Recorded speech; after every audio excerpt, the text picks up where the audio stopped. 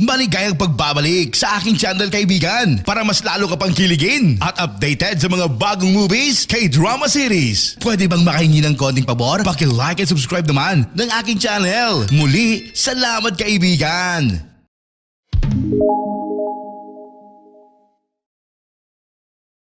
Nagsimula ang palabas sa isang abandonadong gusali na may ilang mga lalaki na nagkukulay ng iba't ibang kulay sa kanilang mga mukha at katawan. Bukod pa dito ay nag-iingat din sila ng isang bangkay na babae na kinulayan upang hindi makilala. Ilang sandali pa ay kinunan ng video ng isa sa kanilang mga kasamahan ang kanilang ginawa. Isang lalaki pagkatapos ay nilaslas ang braso ng babae nang walang takot siya pala ay isang psychopath. Pinatay nila ang kanilang mga biktima at pinutol ang mga ito. Makalipas ang ilang minuto may dumating na detective sa harap ng building, siya si Sung Hyun. Dumating siya para arestuhin ang mga psychopaths. Pagkatapos ay agad niyang tinawagan si Jae-won upang ipaalam na dumating na siya sa nasabing lugar. Si Sung Hyun ay papasok sa gusali para hulihin ang mga psychopaths. Maingat siya sa kanyang mga kilos. Maya-maya ay nakarating na siya sa silid kung saan ang mga psychopath ay nabigla. Nagulat si Sung Hyun sa kanyang nakita. Sa kasamaang palad ay hindi namalayan ni Sung Hyun na isa sa kanila ang nasa likuran niya. Agad na sinaktan ng psychopath si Sung Hyun. Sa parehong oras dumating na si Jae-won. Nakarinig siya ng putok ng baril mula sa loob ng gusali. Saka agad siyang pumasok sa gusali. Dahan-daang naglakad si Jae-won hanggang sa matagpuan niya si Sung Hyun na nasugatan ng husto, ay nakapagsabi pa na may 4 na psychopaths, habang sinusubukan ni Jae-won na iligtas siya ngunit namatay pa rin ito. Sa hospital nakatanggap si Jae-won ng galit mula sa isang doktor at pati sa bayaw ni Sung Hyun na si Ginam. Sinising niya si Jae-won sa pagkamatay ni Sung Hyun. Sinabi niya na hinayaan ni Jae-won ang kanyang kaibigan na pumasok sa gusali na mag-isa, naging dahilan ng pagkamatay ng kanyang kaibigan. Kinabukasan sa meeting room sa police station, isang pulis na nagngangalang Min Song ang nanguna sa pagpupulong sa investigasyon tungkol sa ilang biktima ng psychopath. Nag-upload pa nga ang mga psychopath ng mga video ng mga pagpatay sa social media. Sinabi ni Min Song na nahihirapan ang pulisya na hanapin ang kinaroroonan nilang lahat. Maging ang kanilang mga website ay mahirap i-hack, ito ay dahil ang website ay maaari lamang activated ng special program. Kaya nahirapan ang mga detective na subaybayan ang kanilang mga IP address. Hindi nagtagal ang isa sa mga pulis ay nagsabi na ang isa sa mga psychopath ay nasa akto ng pagpatay. Sumugod ang mga pulis sa lugar na iyon ay isang psychopath na nagngangalang Jin Ha-hyuk ay pinatay niya ang biktima sa isang angkop na ambisyon. Ngunit napagtanto niya na dumadating ang mga pulis, pagkatapos ay sinubukan niyang tumakas mula sa mga pulis, subalit alam ni Jae-won na si Jin Ha-hyuk ay tumakas. Agad nilang itong hinabol ngunit sa kasamaang palad ay nakatakas si Jin Ha-hyuk. Si Jae-won ay agad niyang niyaya si Min Song na habulin si Jin Ha-hyuk, gamit ang police car. Maya-maya ay naabutan nila si Jin Ha-hyuk. Nagawa ni Jae-won na harangin ang sasakyan ni Jin Ha-hyuk, ngunit dahil sa sobrang bilis ng sasakyan ni Jin Ha-hyuk ay gamulong ito. Sa hindi inaasahang pagkakataon ay nakaligtas si Jin Ha-hyuk. Nakita niya si Jae-won at Min Song na tumatakbo palapit sa kanya. Si Jin Ha-hyuk ay tumakbo ng mabilis sa abot ng kanyang makakaya at tumakas papunta sa gubat. Hindi sila sumuko at patuloy na hinanap ang kinaroroonan ni Jin Ha-hyuk. Ilang sandali pa ay sumulpat si Jin Ha-hyuk at hinampis niya si Min Song ng puno ng kahoy dahilan para matambo siya. Nang makita ito ni Jae-won, agad niyang hinabol si Jin Ha-hyuk. Bago iyon sinabi ni Jae-won kay Min Song na humingi ng tulong. Ilang sandali pa ay naabutan ni Jae-won si Jin Ha-hyuk, ngunit pareho silang gamulong at nahulog sa bangin sa kagubatan. Pagkatapos si Min Song ay bumalik upang hanapin sina Jae-won at Jin Ha-hyuk. Sa kasamaang palad ay hindi niya alam na nasa bangin sila. Kinagabihan dumating ang mga pulis sa gubat, hinanap nila si Jae-won at Jin Ha-hyuk na magkasama. Ilang araw silang naghahanap kina Jae-won at Jin Ha-hyuk, subalit hindi pa nila ito mahanap.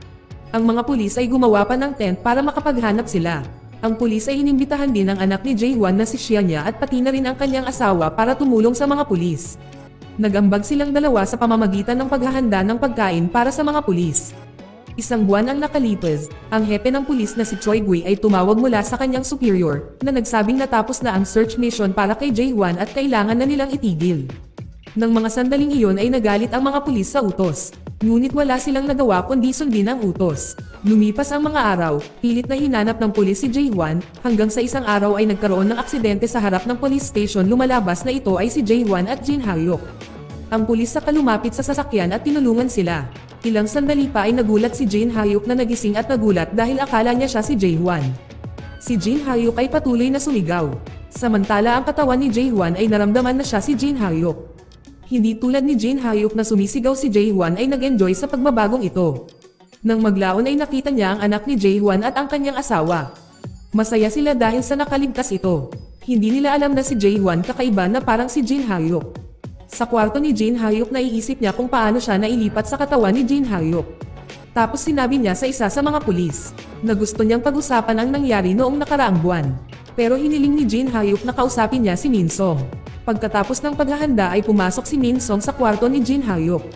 Binanggit ni Jin Ha-hyuk ang mga pulis sa unit niya na si Jae-hwan lang ang nakakaalam nito na ikinagulat ni Min Song. Sinabi ni Jin Ha-hyuk ang insidenteng nangyari noon. Si Jin Ha-hyuk ay malinaw na alala ang kanyang mga alaala. Sinabi niya nang magising siya mula sa kanyang pagkahulog. At may nagdala sa kanya sa isang lugar na puno ng pangalan ni Jin Ha-hyuk. Saka siya inihiga ng lalaki at mula noon ay wala na siyang naalala.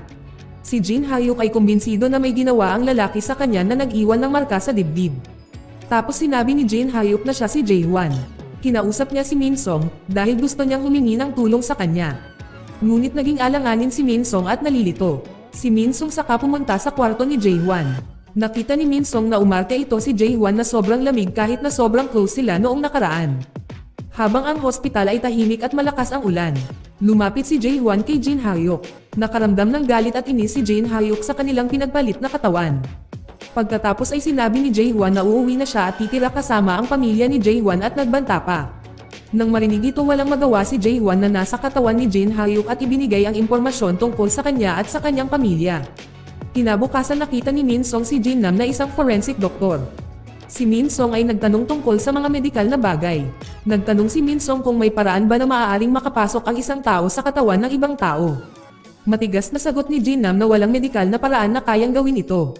Kasabay nito si Jin Ha-hyuk na nasa katawan ni Jae-hwan ay naghanda na umuwi kasama ang kanyang asawa at anak. Bago umalis tiningnan muna niya si Jae-hwan na nasa katawan ni Jin Ha-hyuk. Dahil dito napasigaw na lang si Jae Ha-hyuk. Hanggang sa sumunod na araw si Jin Ha-hyuk na naging si Jae-hwan ay bumalik sa trabaho bilang isang police detective. Pagkatapos ay nalaman niya kung sino ang nagsumbong sa kanya sa pulis. Si Min Song pagkatapos ay pumunta para sunduin si Jae-hwan at dinala sa kulungan. Si Jae-hwan sa katawan ni Jin Sok saka tinanong si Min Song kung kakaiba ang ugali ni Jae-hwan. Sinabi din niya na nalaman ng pekeng Jae-hwan ang password ng kanyang computer dahil sa pinagbantaan niya ang kanyang pamilya. Dahil dito unti-unting naniniwala si Min Song sa kanya. Nang nasa kulungan si Jae-hwan sa katawan ni Jin Ha-hyuk ay nagpatuloy sa pananakit sa kanyang sarili. Pagkatapos ay dinala siya ng mga pulis sa hospital. Ngunit sa daan ay nagawa niyang lokohin ang mga pulis at makatakas mula sa ambulansya. Ang insidenteng ito ay naiulat sa TV at napahiya ang mga pulis dahil nakatakas si Jin Ha-hyuk. Noong gabing iyon ay sinubukang pumasok ni Jae-hwan sa kanyang bahay. Ngunit napagtanto ni Jin Ha-hyuk na paparating na si Jae-hwan dahil nilagyan niya ng trapper ang katawan ni Jin Ha-hyuk. Tumawa si Jin Ha-hyuk sa katawan ni Jae-hwan dahil sa sobrang saya nito. Sinabihan ni Jin Ha-hyuk si Jae-hwan manahimik para hindi niya masaktan ang kanyang anak at ang kanyang asawa. Bukod pa dito sinabi niya siya na hanapin niya ang 3 tao na nagsumbong sa kanya sa pulis. Sa umaga tumawag si Jae-hwan kay Min Song at hiniling niya sa kanya na maniwala sa kanya. Pagkatapos ay hiniling niya kay Min Song na sundan siya para mahuli niya ang 3 mamamatay tao. Dumating si Jae-hwan sa lugar na kilala niya ang isa sa mga mamamatay tao na nagngangalang Jae Cheo. Pagkatapos ay tinanong siya ni Jae Chul kung na-elite niya ang kanyang pangalan sa pulis na tininanggi naman ni Jae-hwan. Ngunit napagtanto ni Jae Chul na may mali kay Jin Ha-hyuk dahil hindi naman talaga siya si Jin Ha-hyuk. Agad siyang inatake ni Jae Chul. Pagkarating ni Min Song sa lokasyon, agad na hinuli ni Min Song si Jae Chul. Gustong dalhin ni Min Song si Jae Chul sa police station. Pero pinigilan siya ni Jae-hwan dahil wala silang matibay na ebidensya na si Jae Chul ay isa sa psychopaths. Dinala nila si Jae Chul sa lugar na pinahirapan nila si Jae Chul para umamin sa mga kasalanan niya. Sa wakas umamin si Jae Chul na 4 silang nag-enjoy muna sa katawan ng biktima tapos ay tatapusin nila ito. Tinanong ni Jae-hwan kung paano sila nagkasama.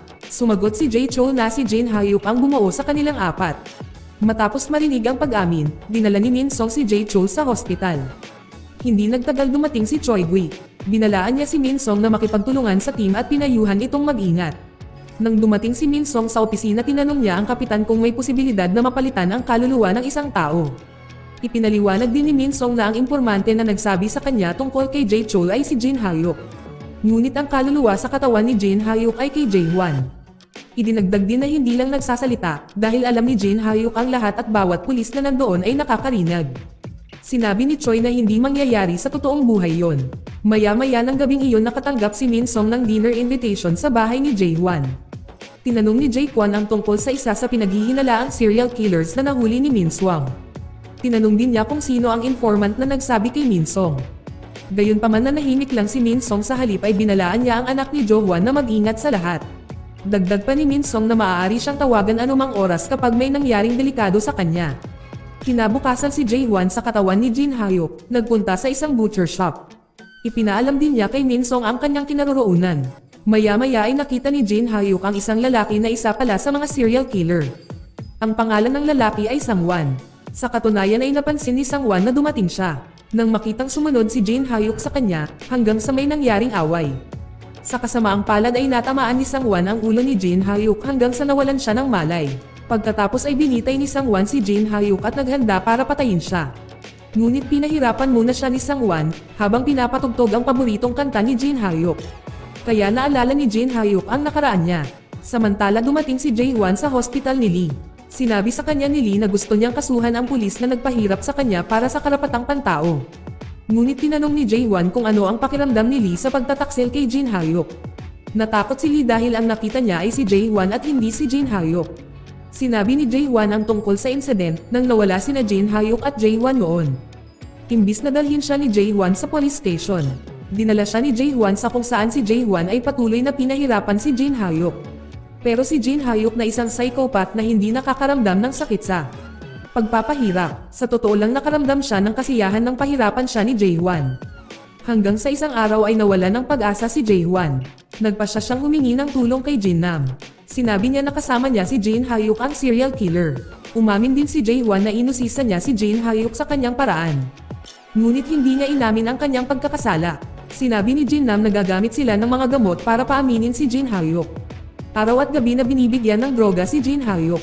Isang araw binanggit ni Jin Ha-hyuk ang mga pangalan ng mga taong sumali sa sunod-sunod na pagpatay. Ngunit walang makahuli sa kanila kundi si Jin Ha-hyuk lang. Idinagdag niya na wala silang pagkakakilanlan kaya mahirap ang mga pulis na hulihin sila. Si Jae-hwan ay nagsimulang mag-brainwash kay Jin Ha-hyuk. Sinabi ni Jae-hwan kay Jin Ha-hyuk na siya si Jae-hwan. Ibinigay din ni Jae-hwan kay Jin Ha-hyuk ang kanyang personal na impormasyon. Nagpasok pa siya ng tracker sa katawan ni Jin Ha-hyuk na sa dibdib nito. Ginawa ito ni Jae-hwan para malaman niya ang posisyon ni Jin Ha-hyuk. Maya-maya habang si Lee na nakarinig ng lahat ng mga kwento mula kay Jae-hwan ay nagiging curious. Tinanong ni Lee kung paano mangyayari iyon. Casual na sumagot si Jae-hwan na siya ang kumokontrol sa lahat ng ito. Samantala naghahanda ng mga gamit si Sang-wan para patayin si Jin Ha-hyuk. Pero si Jin Ha-hyuk parang naalala niya ang sarili niya. Si Jin Ha-hyuk nagising na, tapos nakatakas sa mga gapos agad niyang tinapos si Sang-wan. Maya-maya ay nakatanggap si Jin Ha-hyuk ng tawag mula kay Min Song. Sinabihang pumunta siya sa pwesto nito. Pagdating ni Min Song sa lugar nakita niya si Jin Ha-hyuk na umaarte pa rin bilang si Jae-hwan. Tapos nakita ni Min Song si Sang-wan na patay na pero dahan-daang lumapit si Jin Ha-hyuk kay Min Song at sinaksak siya. Hindi nagtagal matapos makatanggap ng impormasyon si Jae-hwan na pinatay si Min Song ay agad siyang pumunta sa kinaroroonan ni Min Song. Pagkatapos ay hinanap ni Jae-hwan si Jin Ha-hyuk at nakasalubong niya ito sa isang maliit na kalye. Hindi na malaya ni Jae-hwan na wala ng reaksyon ang gamot sa katawan ni Jin Ha-hyuk. Kaya si Jae-hwan nagtiwala lang kay Jin Ha-hyuk. Habang lumilipas ang mga araw naglalakbay si Jin Ha-hyuk para makita ang kanyang partner si Johan. Pinuntahan siya ni Jae-hwan na nakakaalam ng location ni Jin Ha-hyuk. Pero hindi niya alam na si Choi ay nakasunod sa kanya. Pagdating niya sa kinaroroonan ni Jin Ha-hyuk, nakita ni Jae-hwan na paralisado si Johan. Saka hiniling ni Jin Ha-hyuk kay Jae-hwan na ibalik ang sarili niyang katawan. Sa kasamaang palad nalaman ni Jae-hwan na bumalik si Jin Ha-hyuk sa kanyang sarili. Maya-maya nagising si Johan at inatake si Jae-hwan na akala niya si Jo-hwan ay si Jin Ha-hyuk. Habang si Jin Ha-hyuk ay sinubukang patayin si Jae-hwan. Kaya nagsimula ang away ni Jae-hwan at Jin Ha-hyuk. At si Johan ay sinubukang mag-inject ng gamot na binigay ni Jae-hwan sa kanya. Maya-maya dumating si Choi kasama ang ibang mga pulis. Si Jin Ha-hyuk saka lumabas at gumanap bilang si Jae-hwan. Ilang sandali pa ay lumabas si Jae-kwon na may saksak. Inamin ni Jae-hwan na siya ay si Jin Ha-hyuk. Ang dahilan nito ay dahil nagawang iturok ni Jin Ha-hyuk ang gamot kay Jae-hwan. Pagkatapos sinaksak ni Jae-hwan si Jin Ha-hyuk sa katawan na naging dahilan ng pagkamatay nilang magkasama. Salamat sa panonood.